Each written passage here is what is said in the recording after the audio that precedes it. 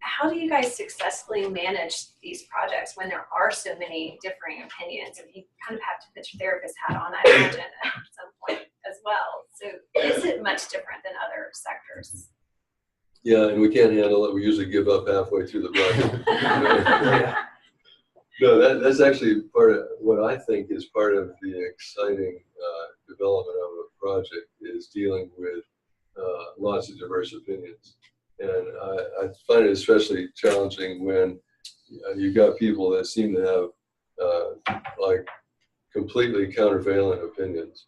And you've got to figure out how do you bring this together toward a solution. And part of the fun of that is that ideally you come up with a solution that both parties feel like it answered their needs, even though their needs seem to be completely divergent. And that's part of the excitement of designing a synergistic type solution. It's taking all these different ideas and opinions and hopes and aspirations and finding a way to bring all those together into one answer. So that's not always easy, but that's what makes it really exciting to do. It's also unique. And usually it works out that way. Now sometimes there's always someone who is not going to like anything no matter what, and that's just their role on the committee is to be the non-liker. And we, sometimes we just have to work with the consensus opinion and let the one on the side basically learn to understand that, well, this is okay because this is really where we need to be going.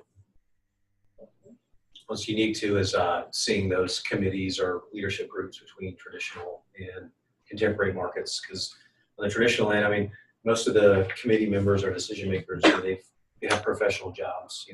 They're working 8 to 6, and they're doing this on a volunteer means. And they've got their professional interests too of what this building's going to be from how they know their life and their work day to day. So you get different comments and concerns, I guess, like kind of what Chuck was saying, just want, they just vary so strongly. For on the contemporary market, I mean, most of that leadership is true staff. They're there every day, all the weekends, and they know that the brand better as much as the lead pastor does. Mm-hmm. So that brings a uniqueness to it as well because there's a preconceived notion there. Again, that goes back to the setting expectations.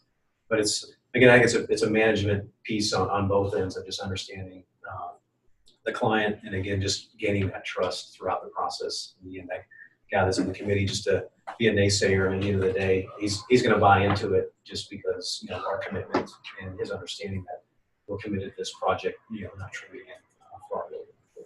So. After that, a lot of times in the non-traditional churches, like you're talking about, the staff knows everything. In the traditional churches, the committee is usually made up of more volunteers, with the exception of the priest. And in that case, the committees typically meet late in the evening or on the weekends, which requires our team to be a lot more flexible. Exactly. Yes. Different hours than everybody else. Yeah. Whereas the contemporary church typically meets over lunch and makes sure it's really good food. Right.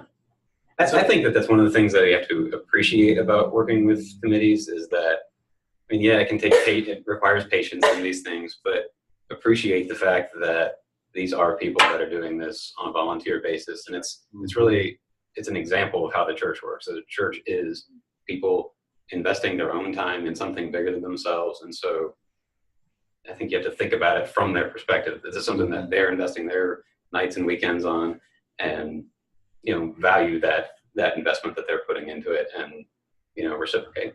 Mm-hmm.